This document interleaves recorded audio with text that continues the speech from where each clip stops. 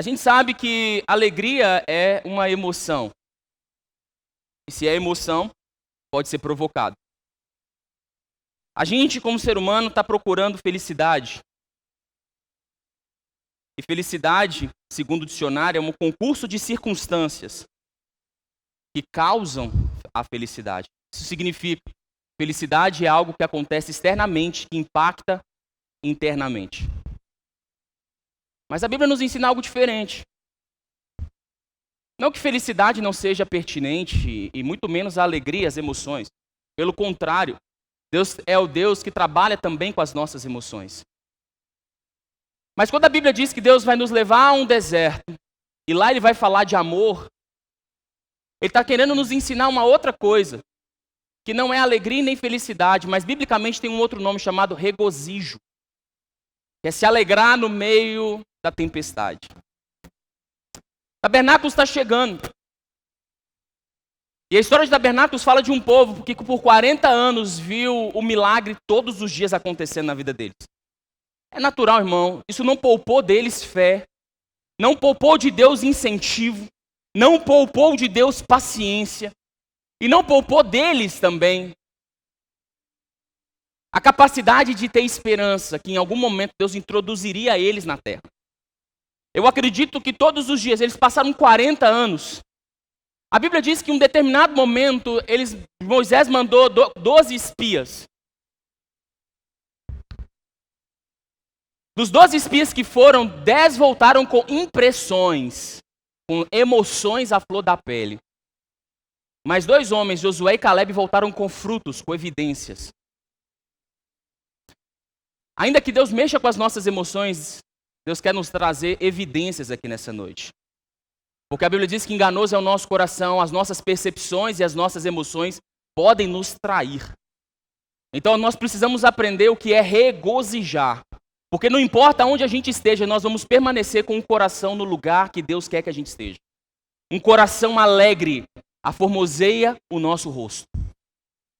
O que Jesus está dizendo é que não importa as situações, não importa o lugar onde você esteja. Eu não sei se você se lembra quando Deus disse através de Moisés, deixa meu povo, e nós cantamos isso, deixa meu povo ir, Faraó, para que eles me celebrem uma festa no deserto.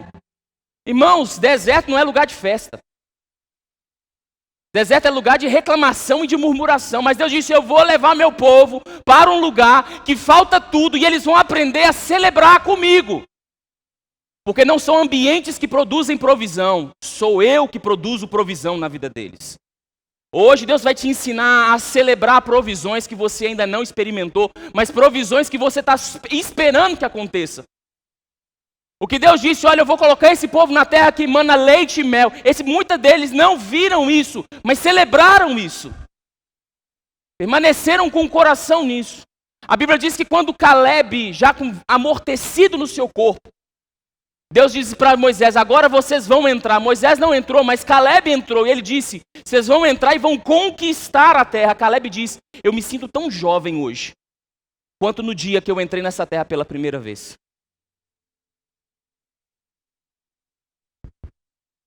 Isso não significa, para mim e para você, que as nossas emoções podem fazer a gente sabotar o lugar aonde Deus quer nos colocar. Mas quando nós aprendemos a regozijar e nos apegar às evidências, ainda que você esteja distante ou perdido, ou ainda que você esteja desacreditado, Deus pode usar dessas situações do deserto. Estou quase achando que eu estou na igreja lá nos Estados Unidos. Esse órgão aqui bateu lá no meu coração.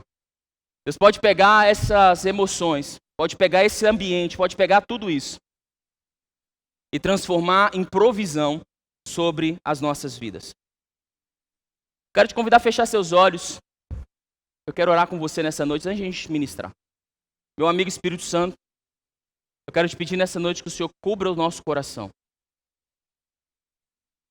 Aonde quer que a gente esteja na jornada da vida, que o Senhor possa nos levar nessa noite a uma percepção que a gente ainda não teve. Abre discutindo nossos corações nessa noite, à luz da Tua palavra, e nos faz perceber, Espírito Santo,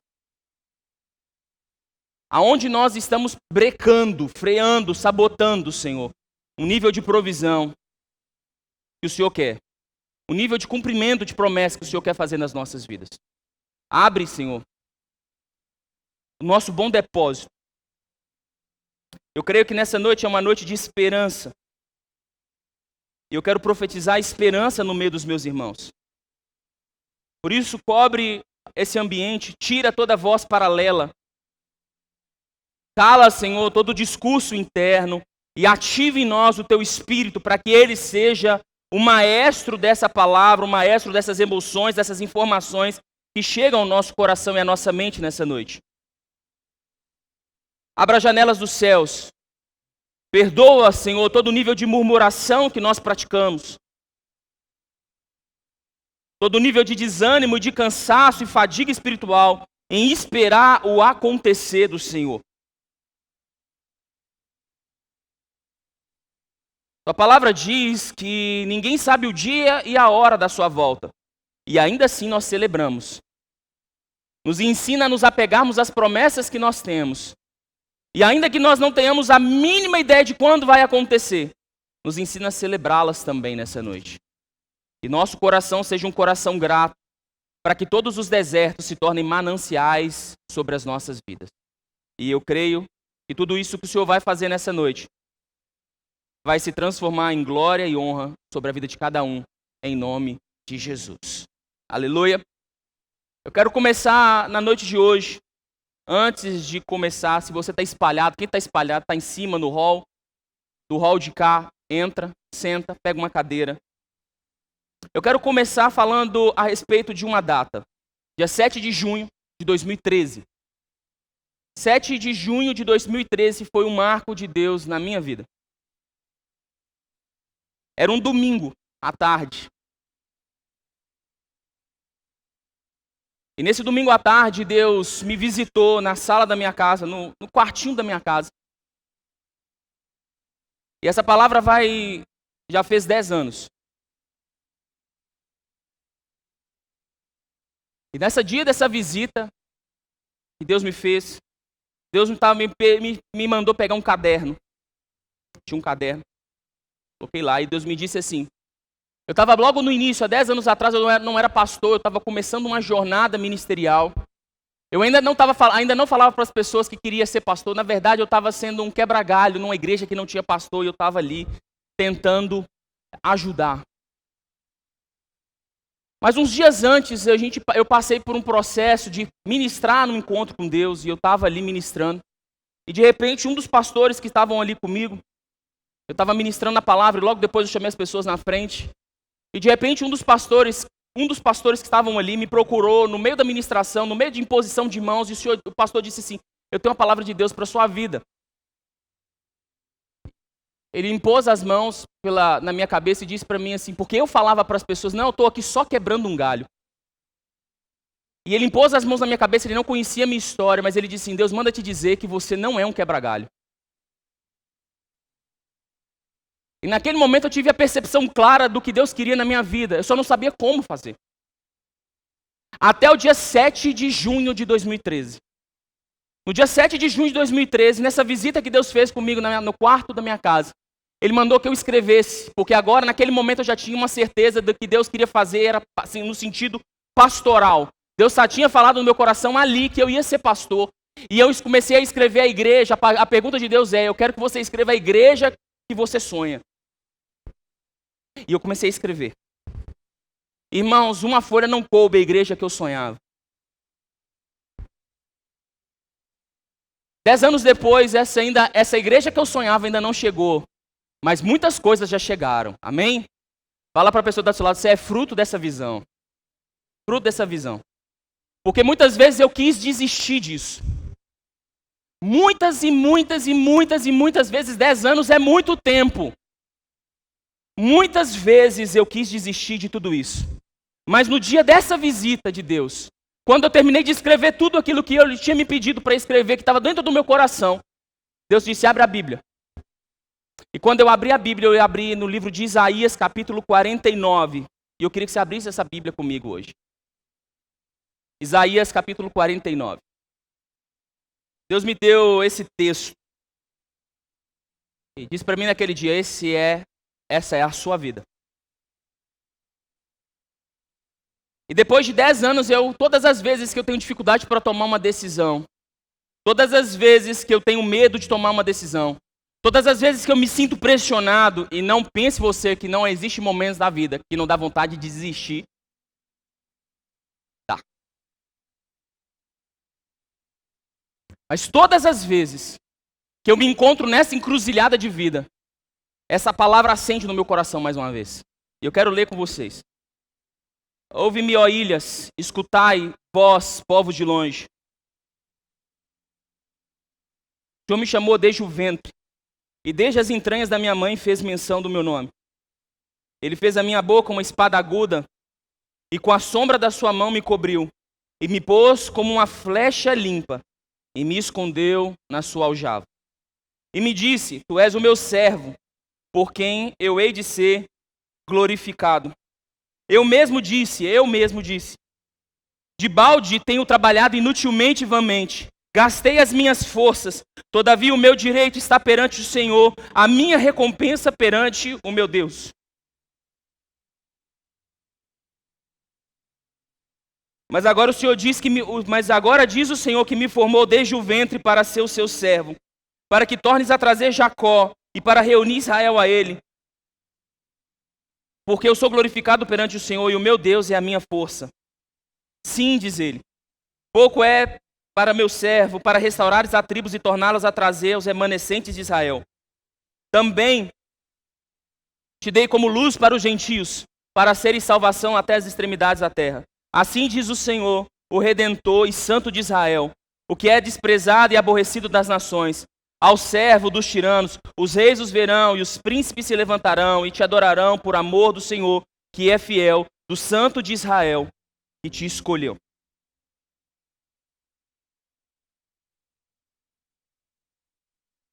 Se você olhar para um menino de 24 anos de idade e dar um texto como esse, duas coisas vão acontecer.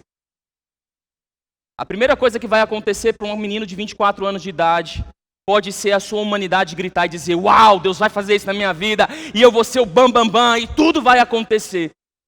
E a segunda coisa que pode acontecer no menino de 24 anos é dizer, como que isso vai acontecer na minha vida? Eu olho para a minha vida hoje, não tem jeito nenhum disso acontecer.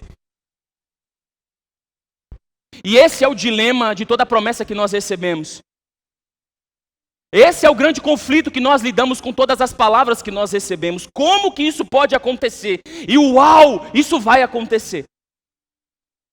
O problema é que muitas vezes, pela forma como introjetamos a promessa, nós tendemos a nos inclinar para um desses lados. Olhamos e dizemos, muitas vezes, como isso pode acontecer. E ao invés de buscarmos e intensificarmos a nossa busca, nós caímos em desistência da palavra que nós recebemos. Ou se pendermos para o outro lado, nós vamos ficar eufóricos e celebrando, mas nós não vamos conseguir perceber que entre a revelação e a execução existe um tempo. Entre a palavra liberada e a palavra manifesta, existe um time. Que Deus faz esse parêntese na nossa vida. Para que a gente descubra quem nós somos diante dele. Por isso eu quero te dizer uma verdade nessa noite. Toda promessa não cumprida não é porque Deus não quis que ela se cumprisse. É porque você não estava pronto, ou você ainda não está pronto para que ela se cumprisse. Para que ela se cumpra na sua vida. E a gente precisa entender que Deus está incansavelmente e inflexivelmente disposto a te tornar na pessoa que Ele disse que você seria. Deus está comprometido a te transformar na promessa que Ele liberou sobre a sua vida. Só que por causa das nossas emoções, nós perdemos o lugar ou a posição que nós deveríamos estar até que essa promessa se cumprisse. Nessa noite, na noite de hoje, eu quero te revelar um lugar, uma geografia espiritual. Esse lugar se chama aljava. Eu acredito que eu estou nesse lugar. E talvez você também esteja nesse lugar. E não existe lugar melhor para se estar, mas também não existe lugar pior para se estar. O melhor quando eu olho para o lado espiritual e pela percepção do homem interior. Mas não existe lugar pior quando eu olho com os olhos das minhas emoções. Então, na noite de hoje, eu vou te transicionar das emoções para um lugar de fé. E esse lugar vai ser o melhor lugar que você pode estar na presença do Senhor. Amém? Vamos lá, vamos junto. Quando eu recebi essa palavra no meu coração há 10 anos atrás, eu achei que essa palavra ia se cumprir em 1 ano. No máximo 2 anos. Já tem 10. E grandes coisas, na verdade as maiores coisas, ainda não aconteceram. E se você me perguntar, tem expectativa para que aconteça? Humanamente não, só fé aplicada.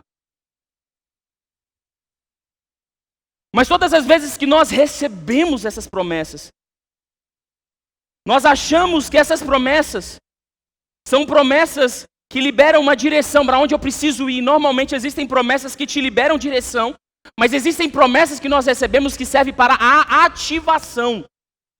Tem coisas que é para te despertar e tem coisas que é para te empurrar. Tem palavras que o Senhor libera na sua vida para dizer, olha, é por aqui, vai. E existem palavras que Deus libera só diz, vai, estou com você. Nós precisamos saber diferenciar essas coisas, porque essa palavra, no tempo que eu recebi, era uma palavra de ativação. Era uma palavra que me dizia, só vai que eu estou com você. Porque se eu acreditasse que fosse uma palavra de direção, ou seja, de um curto prazo, para que as coisas acontecessem, e vai por aqui, eu já teria me desanimado e desistido. Mas eu sabia no meu interior, que quando eu recebi essa palavra, era para que eu soubesse que eu precisaria me mover. Não importava o lado, eu só precisava me mover. Então eu quero começar a mensagem de hoje dizendo, não importa o que você vai fazer, se mova na palavra que você recebeu. Sempre se mova em uma palavra que você carrega. Pastor, mas eu não tenho a estratégia, o Senhor não me disse como. Se o Senhor não te disse como, então se movimente. A Bíblia diz que em um determinado momento, Deus apareceu para Paulo no caminho de Damasco, mas a Bíblia diz que teve um momento da vida de Paulo, que Paulo não sabia se ia para uma direção ou para outra, e ele decidiu se movimentar. Quando ele se movimenta, a Bíblia diz que o Espírito de Jesus aparece para ele uma segunda vez. E então, no movimento, Jesus diz para ele, não é para cá que você vai para o lado de lá. Então existem mensagens que Deus libera na nossa vida simplesmente para nos tirar de um lugar. E existem mensagens que Deus usa para nos levar para um lugar. Saiba separar essas duas coisas. Tem muita palavra que você recebeu dizendo, Deus vai me colocar nas nações. Muitas vezes Deus está dizendo, só começa dentro da sua casa, começa agora, vai, se movimenta, abre a boca, prega. E às vezes a gente está achando que são palavras de direção. Com isso dito, para que a gente faça essa distinção, eu quero te falar que esse lugar chamado Aljava, é o lugar mais importante que Cristo vai te colocar na sua jornada. Não sei se você sabe, Aljava é exatamente isso, um lugar onde se deposita flechas. O mais importante para um arqueiro não é a aljava, o mais importante são as flechas. Mas sem a aljava, as flechas iam se perder.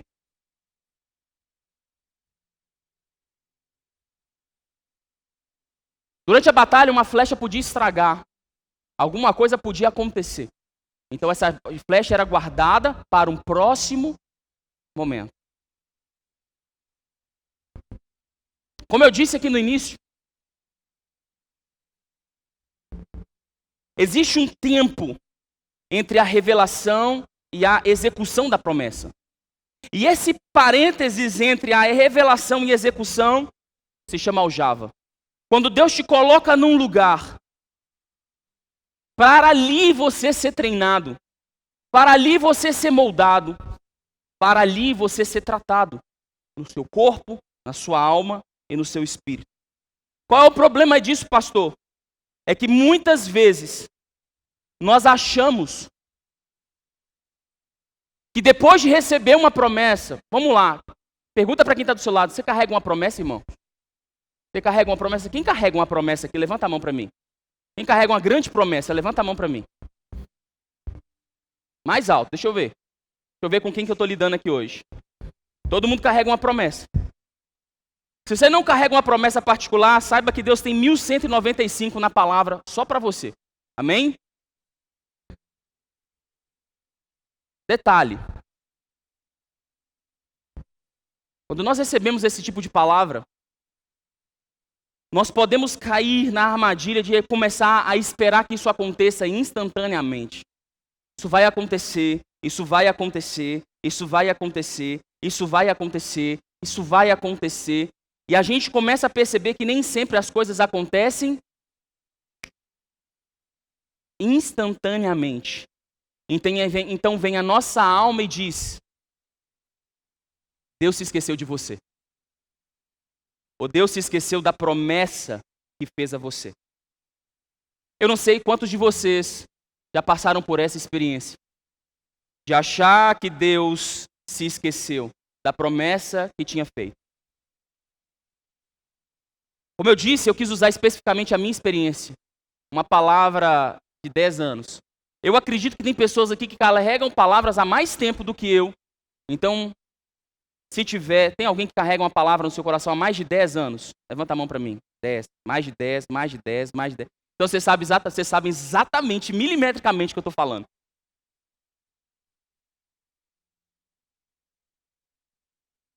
E quem carrega menos pode também estar nessa síndrome de que Deus se esqueceu. E a nossa alma é mestre para dizer para a gente que Deus se esqueceu da gente. E eu, sinceramente, eu não estou aqui para te falar, eu podia entrar nisso e falar assim, como você precisa lidar com essa mensagem, com esse síndrome, ou esse sentimento de abandono que ataca os nossos corações o todo o tempo. Mas eu, antes de te falar como lidar com a rejeição, eu preciso te falar, você vai ter que lidar com a rejeição.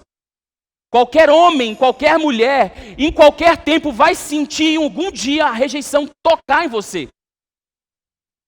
Talvez muitos de vocês já experimentaram ser rejeitado por alguém. Irmãos, quando a Bíblia diz que Cristo na cruz, ele faz uma declaração na sua alma, ele diz, Eli, Eli, lama sabachthani. Deus meu, por que me desamparaste? A palavra desamparo é rejeição. Quando nós lemos Isaías 53, que é o cenário profético da crucificação, a Bíblia diz que Deus vira o rosto para Jesus, como um sinal de abandono, porque Cristo carregou o meu pecado e o seu pecado. Quando nós lemos Isaías 53, a Bíblia diz que a ira de Deus desceu sobre Jesus, e Jesus não morreu crucificado, ele morreu amassado. Por causa do meu pecado e do seu pecado, Deus rejeitou o Pai, rejeitou o Filho. E se Deus não poupou o unigênito, vai poupar eu e você? Eu não estou dizendo para você que você nunca vai ser rejeitado, pelo contrário, eu estou dizendo para você que muitas vezes na sua vida você vai se sentir rejeitado. Aprenda com isso.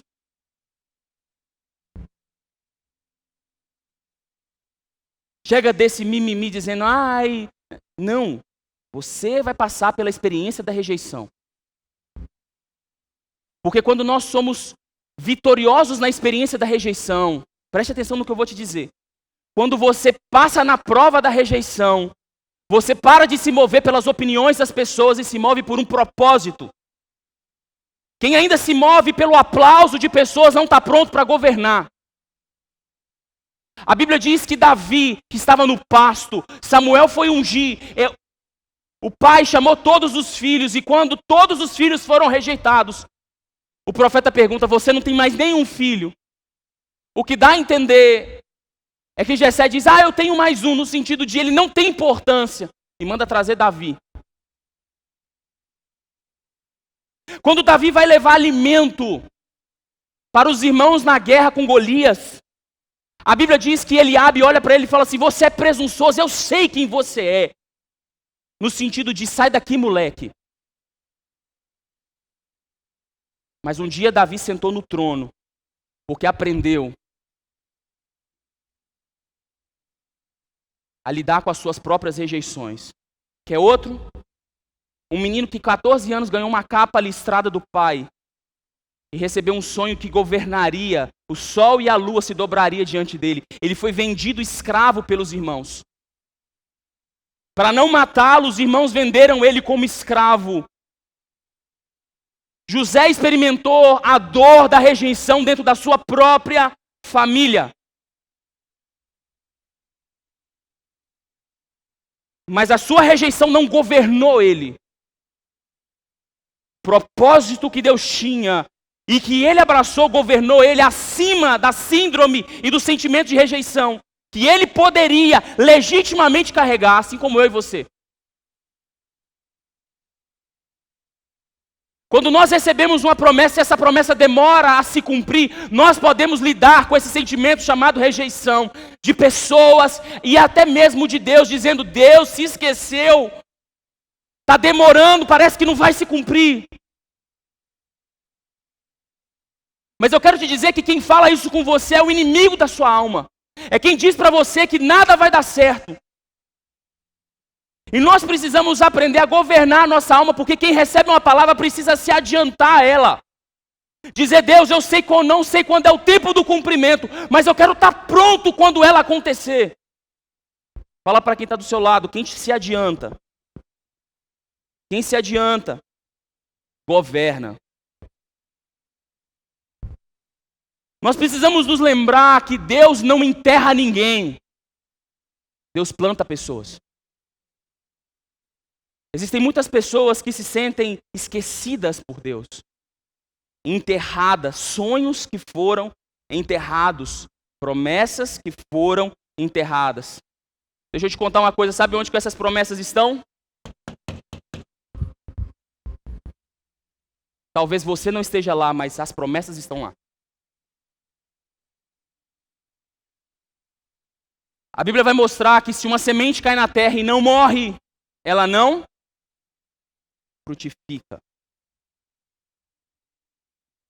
Uma semente que não passa pela aljava, uma pessoa que não passa pela aljava de Deus, não realiza as promessas que o mesmo Deus disse sobre ele. É necessário experimentarmos o treinamento. É necessário experimentarmos estar em lugares desconfortáveis na nossa alma. Eu quero te lembrar e preciso te lembrar que uma semente, uma promessa é uma semente. E uma semente não faz a mínima ideia a videira que ela pode se tornar. Ela não sabe como acontece o processo. Às vezes a semente está ali na mão do agricultor e o agricultor abre um buraco na terra. Joga ela ali dentro e tampa ela. E a semente pode estar ali dizendo: Deus se esqueceu, Deus me enterrou, os meus sonhos foram esquecidos, nada vai acontecer na minha vida. Que lugar fedorento e desconfortável que Deus me colocou. Afinal de contas, o adubo nada mais é do que coisas que eu não preciso falar aqui na frente. Eu quero te ensinar algo importante. Aprenda a crescer em lugares desconfortáveis. Muitas vezes, para uma promessa se cumprir, você vai ter que passar em lugares que você não gostaria de estar. Sabe qual é o problema das coisas não acontecerem na nossa vida? Porque nós estamos numa geração que, se não me agrada, eu não preciso estar. Mentira. De 13 anos fugindo de Saul para que uma promessa se cumprisse. 13 anos preso na masmorra para ser governador do Egito. Se não te agrada, permaneça, porque você carrega uma palavra. Se o lugar é desconfortável, cresça, porque ali existe uma promessa de Deus na sua vida. Aprenda a crescer em lugares que as pessoas te rejeitam. Aprenda a crescer em lugares onde as circunstâncias não colaboram com você. Aprenda a estar em lugares que você não gostaria de estar, mas você sabe que você foi colocado ali. Você não escolheu estar ali, você foi colocado ali.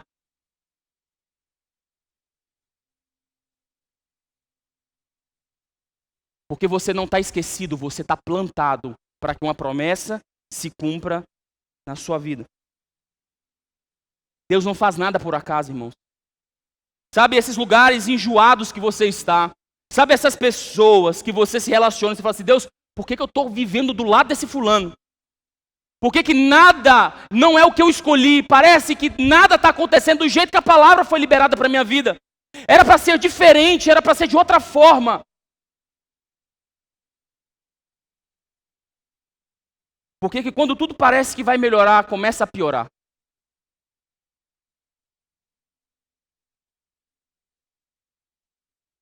Para que eu e você tenhamos um coração ensinável e treinado.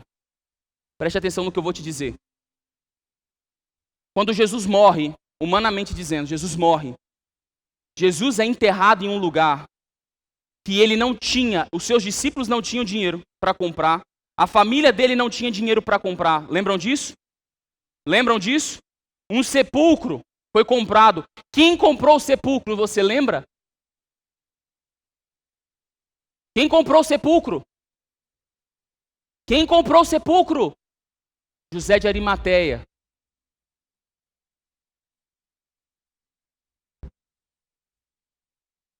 Vocês lembram de Nicodemos? Quem era Nicodemos? Chefe dos fariseus. Vocês lembram de Jairo? Da menina, da filha que foi curada pelas mãos de Jesus? Lembram dele? Sabe o que aconteceram com esses homens? Todos eles seguiam Jesus. Todos eles seguiam Jesus. Preste atenção, irmão. Lembram de Zaqueu? Quem lembra de Zaqueu? Lembram de Zaqueu? Que subiu na árvore para ver Jesus, que Jesus foi almoçar na casa dele? Todos eles tinham poderes humanos. Zaqueu tinha dinheiro. José de Arimateia tinha dinheiro. Jairo tinha poder político. Nicodemos tinha poder político. Pergunto, Jesus monta uma equipe de 12 homens. Por que ao invés de escolher 12 meninos, Jesus não escolheu homens que tinham a capacidade de influenciar a sociedade?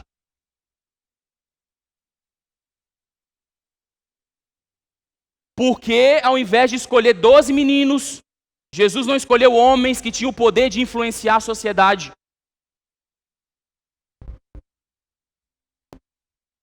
Porque tudo que Jesus falava para os 12 era uma verdade inegociável. Tudo que Jesus falava para os 11 meninos, eles recebiam como uma verdade inegociável. Sabe o que isso quer dizer para mim e para você? Que você pode ser o bambambam na terra e não ser ninguém no céu. Porque o que faz diferença para que uma promessa se cumpra é a capacidade que eu e você temos de ter um coração ensinável. Vou melhorar para você. Estão me entendendo? Estão me entendendo? Vou melhorar para você. Se a promessa que tivesse sido feita para você, você já estivesse pronto para ela, ela já teria se cumprido na sua vida. Amém? Se você fosse o cara pronto, não era uma promessa, era uma realidade na sua vida.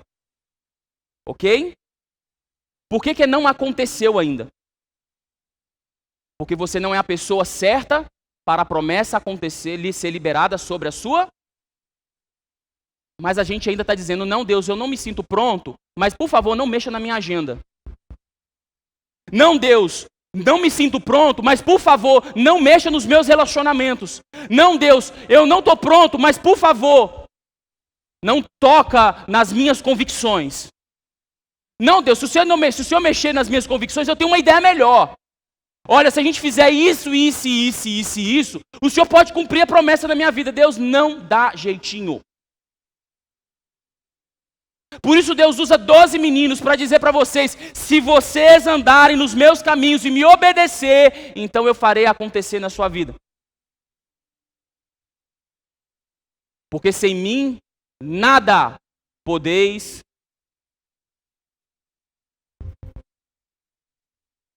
As coisas não podem acontecer, a gente recebe a palavra, Deus nos coloca na aljava para ser treinado, mas nós nos recusamos a passar pelo treinamento. Nós nos recusamos a sermos confrontados. Nós nos recusamos a sermos confrontados. Nós nos recusamos a nos curvarmos. Eu disse isso aqui semana passada. Nós nos negamos a dar o nosso braço a torcer. A Bíblia diz que Jesus, na última ceia, os discípulos então estão entrando com os pés sujos e Jesus, me dá o seu pé aqui, Pedro. Me dá o seu pé, João. Me dá o seu pé, Mateus.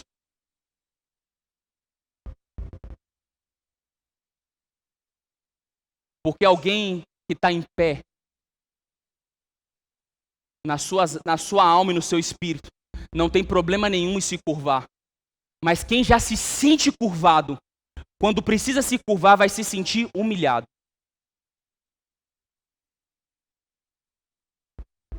Deus não quer te humilhar, mas Deus quer te ensinar a se curvar para ser treinado. Porque o maior do reino dos céus é aquele que se dobra. Pergunta para quem está do seu lado, qual foi a última vez que você se dobrou por alguém?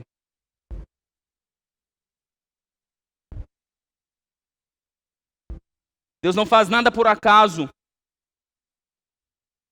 A sua vida não é acaso. A sua vida, as suas histórias, seus traumas são as sinalizações de Deus para onde Deus quer te levar.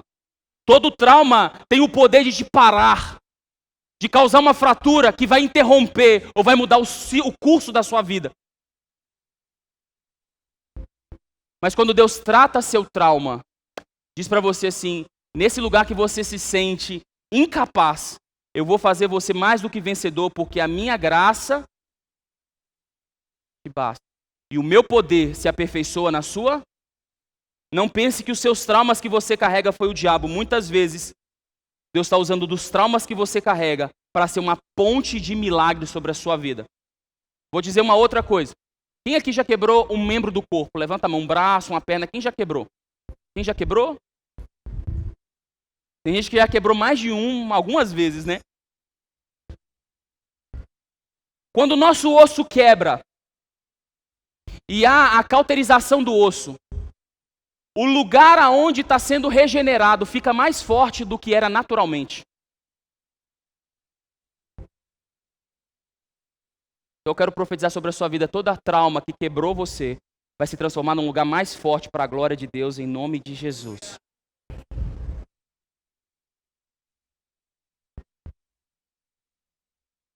Às vezes a gente está achando que as fraturas da vida servem só para nos humilhar e para nos colocar em lugares ruins, indesejáveis na nossa alma. Mas a glória de Deus pode se revelar através dos traumas que você carrega. Não saia da aljava. Não saia da aljava. Não fique com medo porque nada está acontecendo. Alguma coisa está acontecendo se você estiver nesse lugar. Você crê nisso?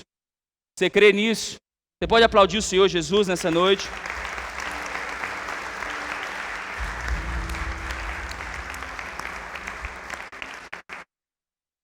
Aprenda a valorizar as pequenas vitórias. São elas que forjam as grandes vitórias. Não subestime o tempo que você estiver ali. Davi, para matar Golias, a Bíblia diz que ele teve que matar o leão e o urso.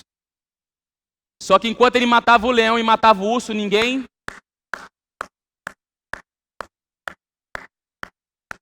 Hoje nós estamos batendo barato e estamos querendo que as pessoas...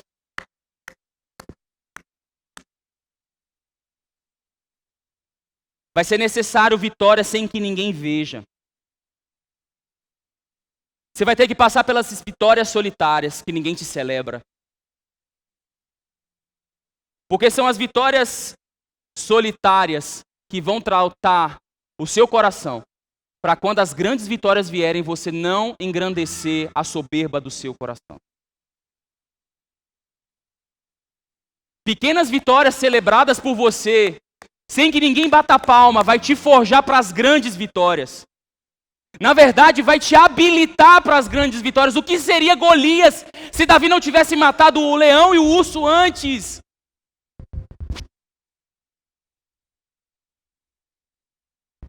Só que nós estamos numa geração que todo mundo está buscando aplausos. Nós não queremos estar escondidos. Nós não queremos nos sentir rejeitados e solitários.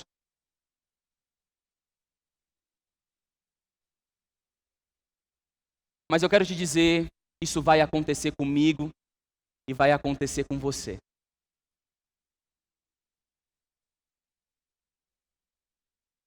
Vai chegar um momento da sua vida que você vai orar, vai orar, vai orar, vai orar. Você vai orar, você vai orar, e orar, e orar, e orar, e jejuar, e jejuar, e jejuar, e vir na igreja, e vir na igreja, e jejuar, e orar, e Deus não vai falar nada com você. Alguém já passou por essa experiência?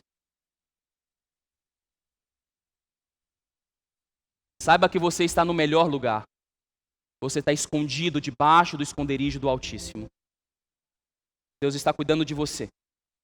Mas é uma palavra que sair da boca de Deus nesse momento pode te tirar desse lugar. Então Deus diz, olha, vou te colocar ali. Aparentemente nada vai acontecer por fora. Mas é ali que eu vou te habilitar e te preparar para que quando você saia, todos os gigantes caiam por terra da sua vida. Todos os gigantes cairão da sua vida. Você crê nisso? Você pode profetizar para quem está do seu lado, todos os gigantes cairão. Eu quero te lembrar de uma coisa, qualidade leva tempo. O vinho para ser bom leva tempo. As grandes transformações levam tempo. Os grandes processos, os grandes gigantes levam tempo. Deus não quer te matar enquanto você espera. Deus quer te curar. Porque enquanto o tempo passa, você vai tratando a sua ansiedade, as suas emoções, para não se engrandecer quando a sua vitória chegar diante de Deus. Deus não está te matando porque nada está acontecendo. Deus só está te curando. Aprenda a receber o cuidado de Deus. Aleluia. E eu quero que você entenda mais uma coisa para eu poder encerrar. Existe uma provisão de Deus escondida dentro da aljava. Quando eu e você estamos num lugar que nós não gostaríamos de estar, quando nada está acontecendo, quando não é o sonho se acontecendo na sua vida, quando nada está acontecendo, saiba, no meio do deserto Deus faz chover pão do céu para a sua vida. Nem fogo vai te alcançar, nem tempestades vão te alcançar, porque existe um esconderijo e uma provisão secreta ali dentro. Por isso, que não importa onde você esteja, você pode regozijar. Você pode se alegrar. Você pode dançar. Nós vamos até cantar essa música, viu, Elias? Podemos dançar e correr. Sabe por quê? Porque não importa o ambiente. Não importa isso. Porque o regozijo não fala de coisas externas. Regozijo fala de um lugar que eu sei aonde eu estou escondido. Nada está acontecendo, eu quero ir para a terra prometida, Deus diz, eu vou te colocar lá, mas aprenda a estar nesse lugar. Tudo vai acontecer, todas as promessas vão se cumprir. A Bíblia diz que todas as coisas cooperam para o bem daqueles que amam. Você vai passar por aqui, ser treinado para derrubar gigante lá na frente. Enquanto isso, provisões escondidas, tesouros secretos serão liberados por quê? Porque você está no lugar onde Deus quer que você esteja. Aleluia. Para a gente encerrar.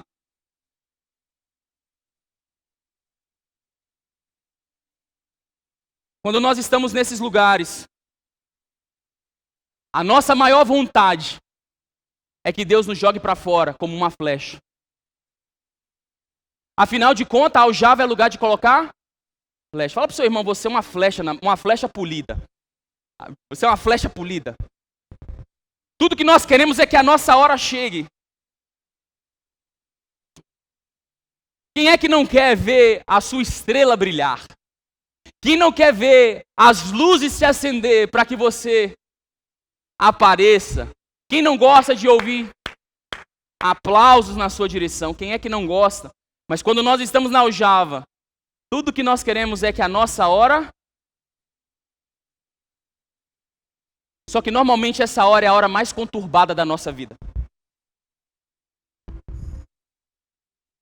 Essa é a hora que Deus, não podia ser uma hora pior para isso acontecer. Porque nós estamos na aljava, mas ainda avaliamos o que está por fora. Eu quero te dizer uma coisa. E eu quero encerrar com isso. Você não precisa de condições para ser uma flecha. Você precisa de uma palavra de Deus para voar longe. Você não precisa de que tudo esteja colaborando para que Deus te lance. Você só precisa de uma palavra de Deus para sair desse lugar. Todas as vezes que nós estamos nesse lugar e Deus quer nos usar, nós começamos a nos avaliar. Será que eu estou pronto? Será que vai dar certo? Será que esse é o momento? Será que tudo vai acontecer? Deus está dizendo, você não precisa se avaliar. Se você estiver aqui, na minha hora, eu te lanço. Na hora que eu quiser, eu te puxo. Não é o seu momento, é o meu momento através da sua vida. Então você não precisa de condições. Você só precisa de uma palavra para viver uma promessa nova sobre a sua vida. Aleluia! Eu queria te convidar para a gente orar nessa noite.